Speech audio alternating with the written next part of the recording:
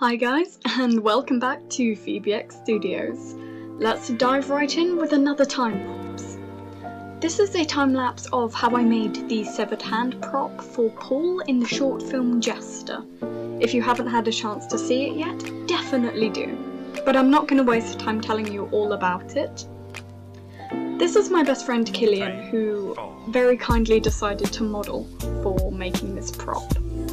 As you've seen already, what I had to do is slather his hand in Vaseline, just to make sure the plaster I'm using didn't stick to him.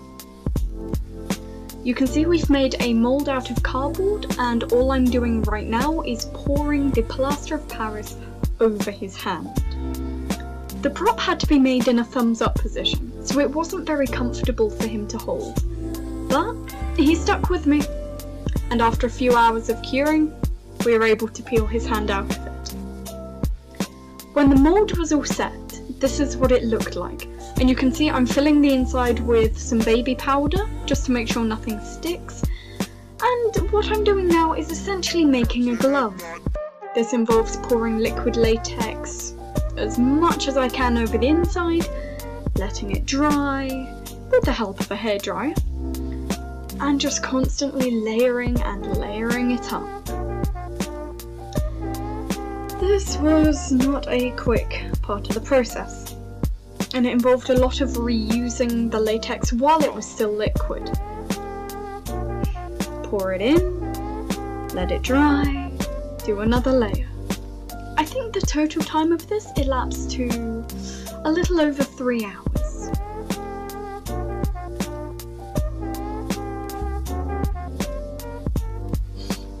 What I'm doing now is folding tinfoil to make what would be the back of the hand.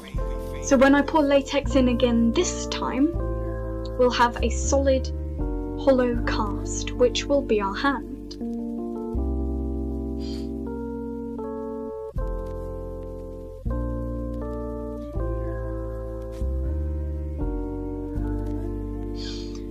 When we made the mould, we had to leave this point flat.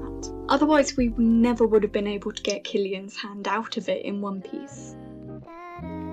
When everything was taped and set, I repeated the same process, filling it with latex, pouring out, and drying it with a hairdryer.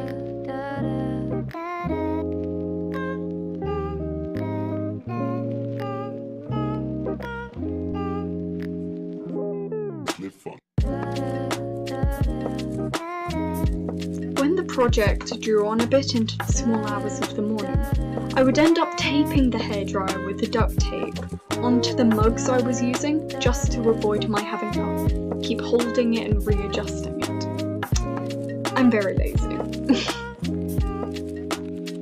When I was satisfied that the layers were thick enough to support the hand, there was the very delicate task of peeling the tape and the backing off, and hoping that what we had just made wouldn't rip in the process.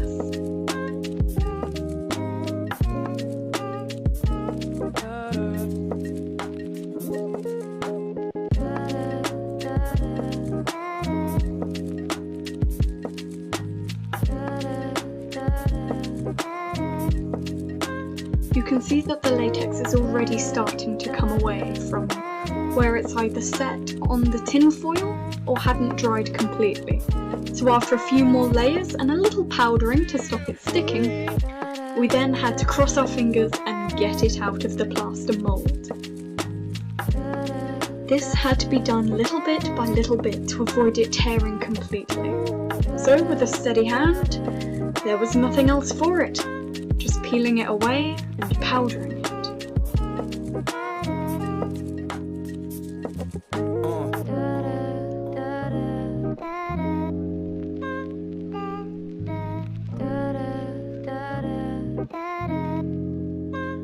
Extracting the hand from the plaster mould took about 20 minutes, I think, because I was so paranoid of having it break. I had to be so careful with it.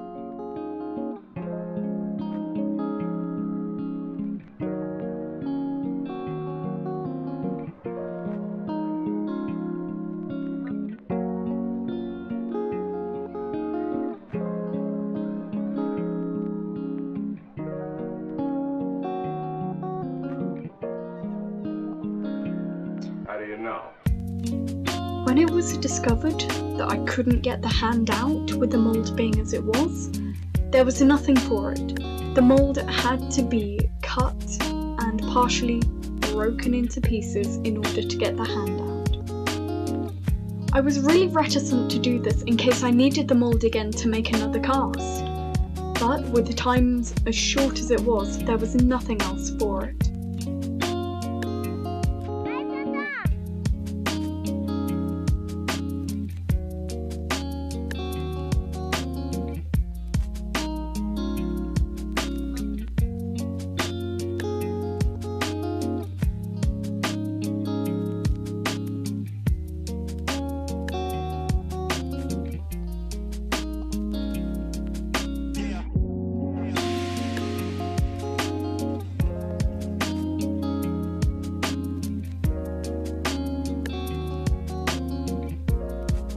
When the pieces eventually came away, we were left with a severed hand and a thumbs up.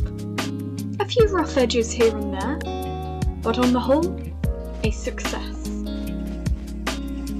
The detail in the latex was so fine, you were still able to see the model's fingerprints in it, although sadly this was lost with the reconstruction. Where there had been inevitable tears in the latex from removal, I had to patch them up in the only way I knew how, with more latex and very thin cotton wool to give it strength. Although this lost a little bit of the detail from the cast, it was more important to get the shape of the hand right.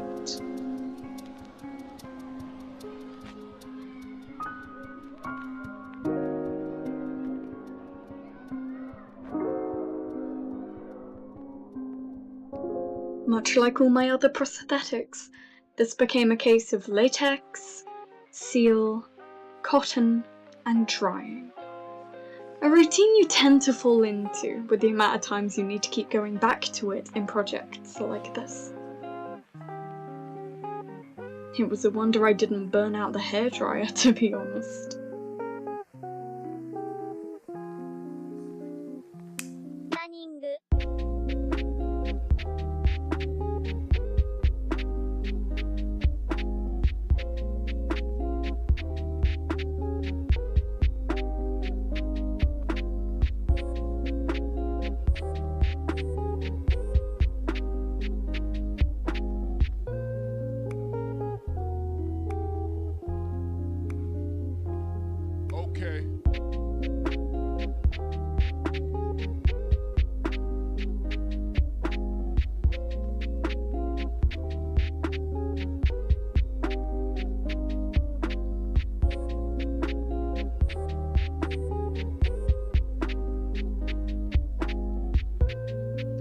When I was satisfied with the reconstruction, it became a job of stuffing the hand with enough cotton to give it shape and enough of other materials to give it weight. The palm, fingers and thumbs were filled with cotton wool that I had teased out from cotton balls and gently pushed into the edges with a paintbrush. This would give it a flesh-like texture, or at least that was the idea.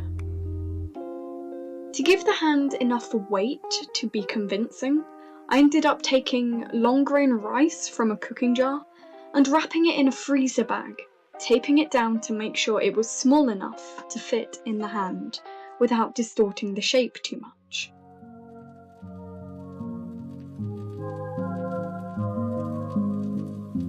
I think one of the things I love most about special effects, makeup and props making like this is how versatile everyday items can be.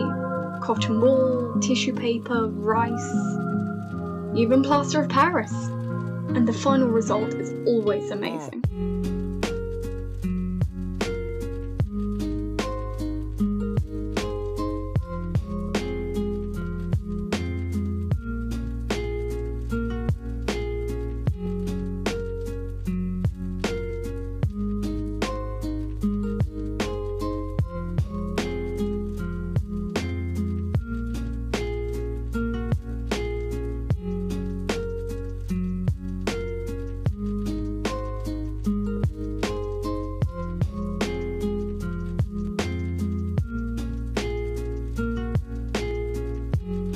When everything had been pushed into place, all that remained was to seal up the ends and then give it a bit of colour.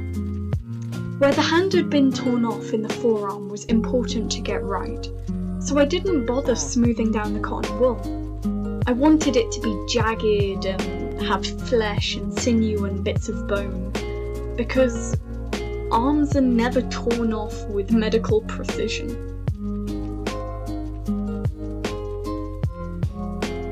When I was happy and the hand was all dried, and this took a couple of attempts, I set about painting it. To make this look as convincing as possible, I wanted to use my airbrush and some silicone-based paints that I have from Crayola.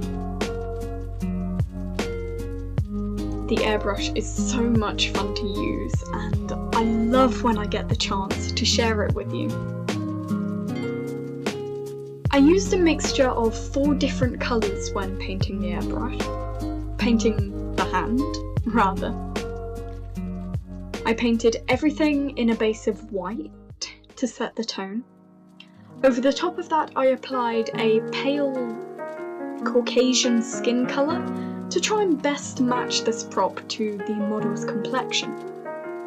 It would be awful if the skin tones were obviously different. For mixing the flesh and the hand, I wanted to add as much depth as I could. So I did the first layer of flesh in red, speckled it with a bit of black and a bit of white. I love doing bloody work.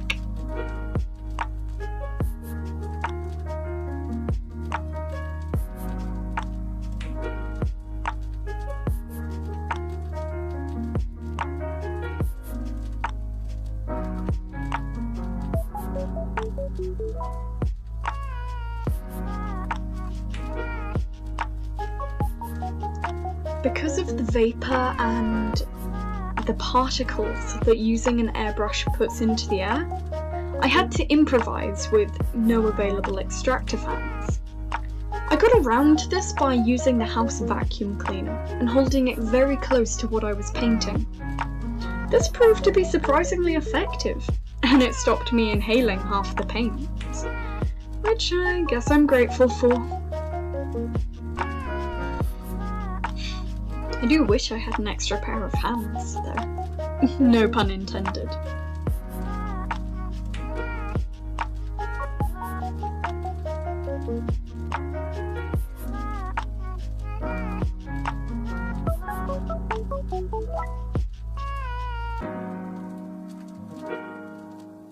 I'm sure we all enjoyed the piano interlude, but now we must hurry on to our period of... Painting the torn off section of the arm was easily my favourite.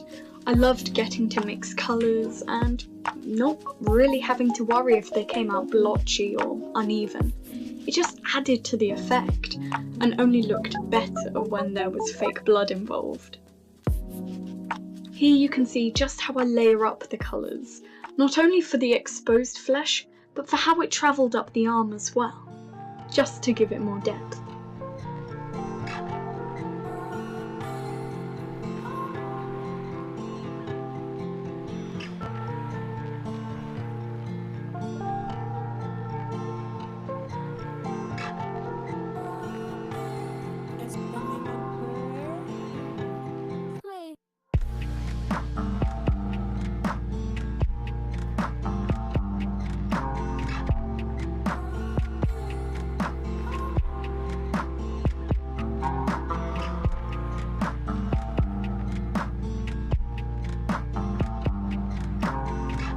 So, with a little final colour matching, the severed hand of ex-roommate Paul was ready for shoot.